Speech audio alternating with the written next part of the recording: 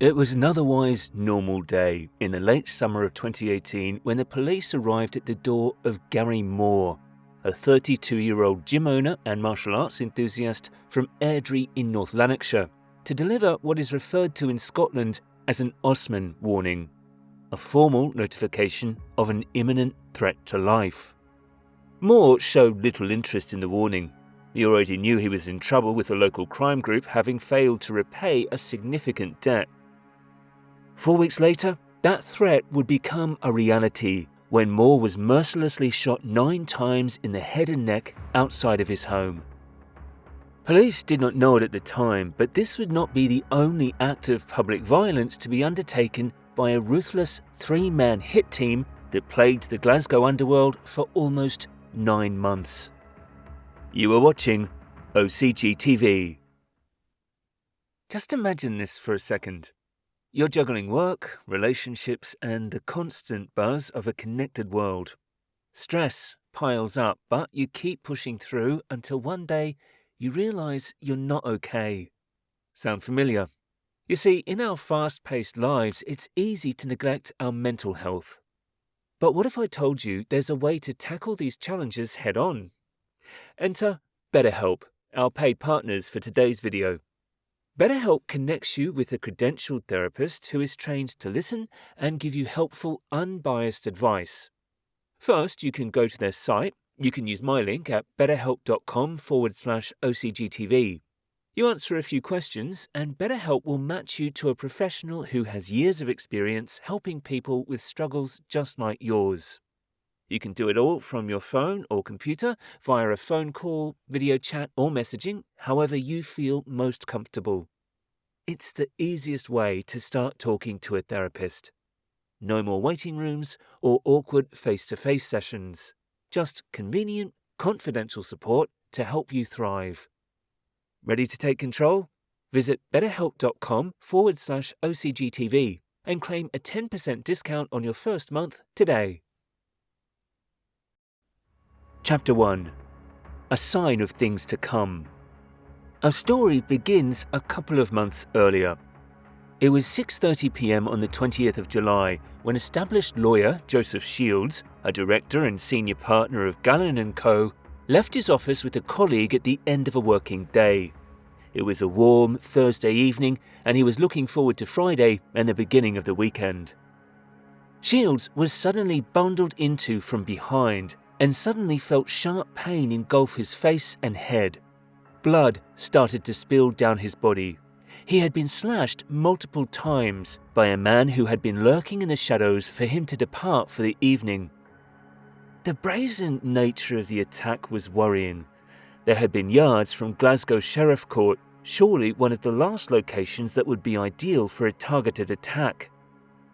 Detectives began to look for motives and noted that Shields had defended one of the members of a gang that was described at the time as the most sophisticated of its kind ever seen in Scotland. David Sell, investigated under Operation Escalade, had been jailed for almost 16 years earlier the same year. Sell had been guilty of being part of a major crime group led by brothers Barry and James Gillespie. They had also abducted one of their dealers, Robert Allen, who had failed to pay a debt of £30,000. Allen was tracked to Barnsley, kidnapped, and then tortured over several days. Sell gave an alibi that he was at the home of his friend David McFarlane's in Thornton Hall, Lanarkshire, on the day of the kidnap. Mr. McFarlane had a checkered past, having been evicted from the home of former Glasgow Rangers striker 𝐄𝐦𝐚𝐢𝐿 in 2014 for running up rental arrears of over £60,000. McFarlane was eventually jailed for perjury after Sell was convicted and given 15 years for his involvement in organised crime. Robert Allen was eventually shot in both knees and rolled down a hill naked next to a motorway in Glasgow, a significant punishment for a debt of £30,000. Those in the Glasgow Underworld who carried greater debts were about to be dealt a much more significant punishment. Chapter 2. Bad Debt. On the 6th of September 2018, Gary Moore was at home on Gartners Drive in Airdrie. He was heavily involved in the mixed martial arts and Thai boxing scene in southern Scotland and worked locally at Asylum Fitness Gym. He hosted self-defense classes and had previously competed in boxing events. From the outside, Moore seemed successful. He owned an apartment in the Murcia region of Spain and had a motorhome at a holiday park in Ayrshire. But Moore had a secret, one that would prove fatal. At around 8:30 p.m, a man identified as Neil Anderson was said to have come out of a hired Berlingo van and knocked on Mr. Moore's front door. He was holding a bag of chips and was joined outside the property by Moore. Mr. Moore engaged with a dog in a passing BMW before he returned to speak to Neil Anderson. During this moment, a white Skoda Fabia turned on the street and drove towards Mr. Moore's home. A man exits the vehicle. He is wearing a hooded top and blue latex gloves and is in possession of a handgun pointing in the direction of Moore. Moore turned around and looked in the direction of the vehicle.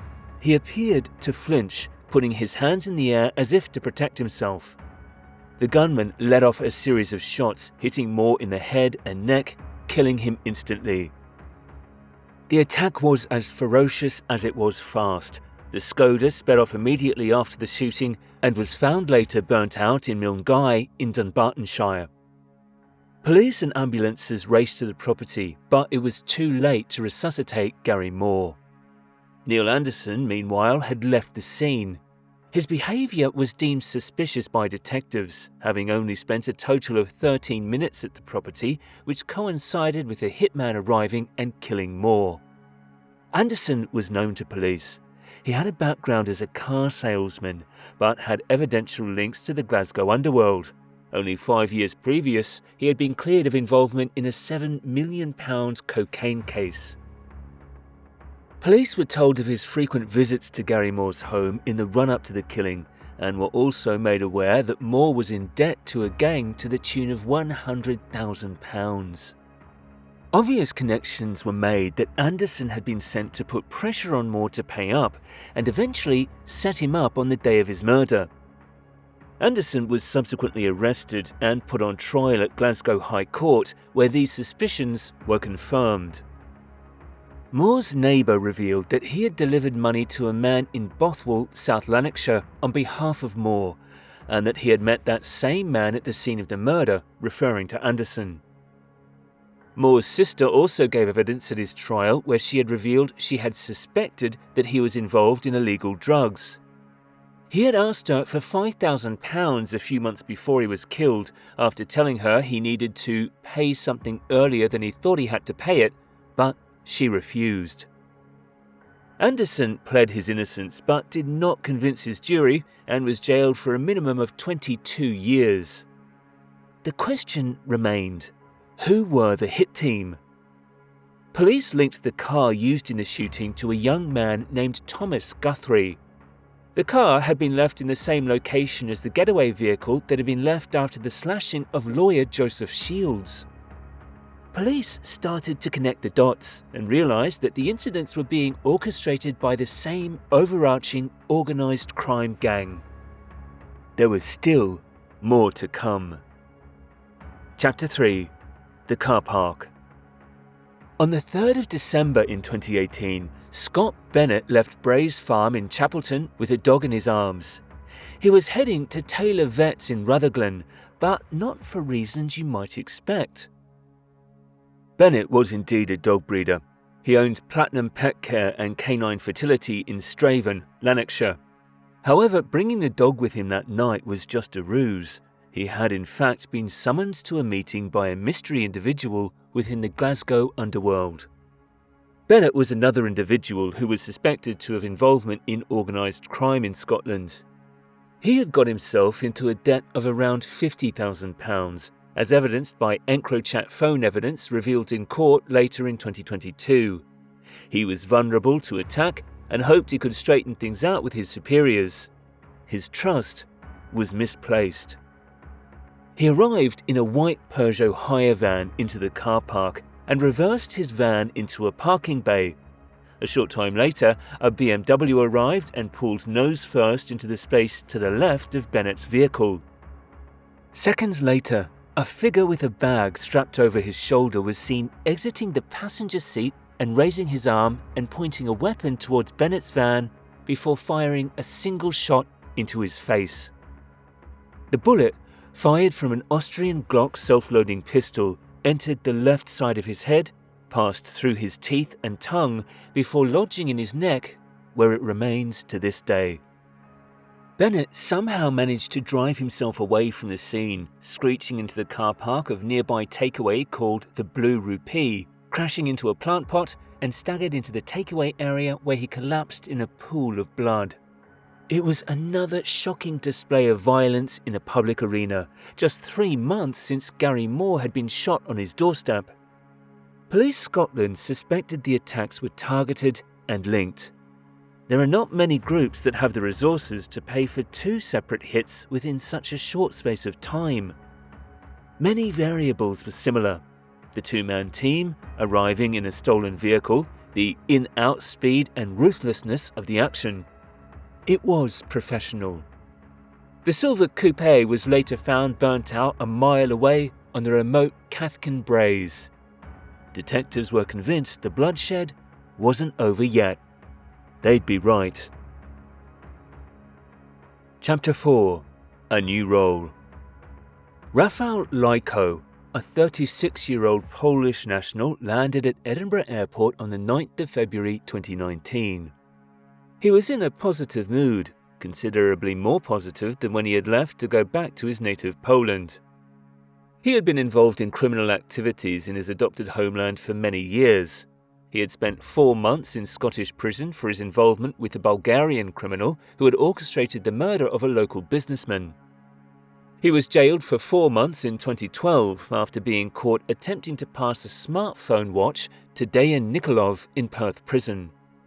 Nikolov had been sentenced to a minimum of 18 years for his part in a plot to murder Mohammed Nadim Siddiq in Glenrothes, Fife in October 2010.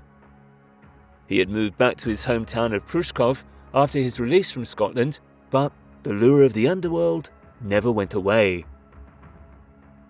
Lajko's path had become unfortunately familiar. He owed a Glaswegian drug gang a considerable sum of money and couldn't pay it back. Upon his arrival from Poland, his cousin picked him up and took him to Perthshire to see family and pick up a car. He confided in his cousin that the people he owed money to had arranged a job overseas to pay the money back.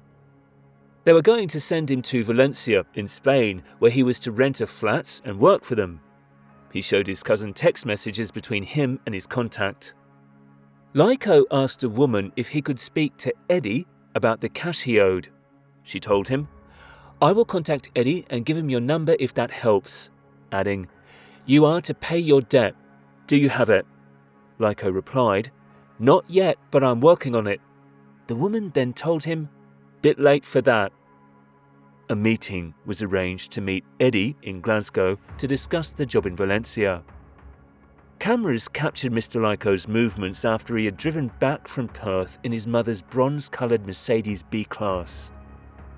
Shortly after leaving the KFC at Palace Grounds Retail Park, he is seen parking the vehicle in Lightburn Road, Cambuslang. He is then seen exiting the motor and getting into a 4x4 Mercedes GLE, which drives off in the direction of Blantyre shortly after 7:30 p.m. What Lajko didn't know was that the Mercedes had been stolen in the Ocgtv area of Edinburgh the previous month, and that specific car was being used for good reason. Just 10 minutes later, that Mercedes was spotted by a member of the public at the entrance of Greenhall Park. It had been set alight, with Mr. Lajko still inside. Police rushed to the scene to find the vehicle ablaze, with the passenger door wide open. Rafał Lajko had been shot in the head. The gun was lying in the footwell next to him, damaged in the fire. Lajko was so badly burnt that it took extensive examinations lasting several days to be able to identify him.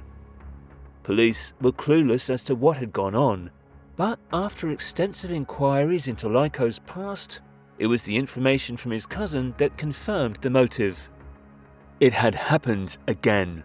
Another individual who had fallen into debt with a major criminal gang in Glasgow and paid the price. In the space of only 9 months, 2 men had been shot dead, another shot in the head but lived, and a criminal lawyer slashed outside his workplace. This was violence typically seen in places like South America, not a civilized Western society. The question remained, who had done it? Chapter 5. The Hit Team. Detectives from Police Scotland struggled with the initial investigations. The motive for the murders were clear, but it would take almost 2 years before an arrest was made. Thomas Guthrie was charged with his role in the murder of Gary Moore in 2021. Police were satisfied he was not the shooter, but was in fact the getaway driver. Guthrie had gone on something of a petty crime spree a short time previously. He had conducted 7 street robberies in 1 hour during one day in Glasgow and was already in jail by the time he was charged with driving the getaway vehicle. He was sentenced to life in prison, opting not to name his accomplice who pulled the trigger. Neil Anderson would also get a life sentence for his role in luring Moore out of his home. Major investigations were still ongoing into the murder of 𝗪𝐺𝐬𝐿 and the attempted murder of Scott Bennett. Detectives knew they would be linked, but the key to finding the shooter had yet to be found. Extensive inquiries would lead them to a man named Barry Harvey. Harvey was a local thug who had previously served a 9-year sentence for a knife attack on a former friend. He was a promising footballer, having played in the youth team of Partick Thistle before turning to a life of crime. The relationship between Guthrie and Harvey was described by a key witness who gave evidence in court. Roy Bennett claimed his former friend Guthrie feared Harvey but wanted to be like him. He was impressed by Harvey and wanted to be his friend. He explained that he met the pair after being summoned by Guthrie late one night. They wanted him to drive them to a remote location in Baldonock, Dunbartonshire, because they were looking to dump a stolen car that had been used in a knife attack on the lawyer Joe Shields. This was the same location that the car used in the shooting of Gary Moore was found burnt out. The circumstantial evidence was also mounting against Harvey. Shortly after the hits, despite being registered unemployed, he had taken trips to Krakow and Australia with his girlfriend. He had also splashed out on a new set of veneers. Considerable costs for an individual without any means of legitimate income. A second witness, Harvey and Guthrie's associate Scott Brown, gave vital evidence at the trial that helped convict the men. He claimed he was told by Guthrie to follow the Skoda to a farm in Baldonock, East Dunbartonshire, where it was set on fire. He then drove the pair to a property and they went off into another room before Mr. Brown left. At the time of the shooting, Guthrie was using a phone which belonged to his dad, which was later seized by police. On hearing this, Guthrie was overheard saying to his dad that there was likely going to be incriminating evidence found. A third man was to complete the deadly hitman trio. Darren Owen was only 18 years old when he was involved in the attempted murder of Scott Bennett and collecting the stolen car that picked up 𝗪𝐺𝐬𝐿.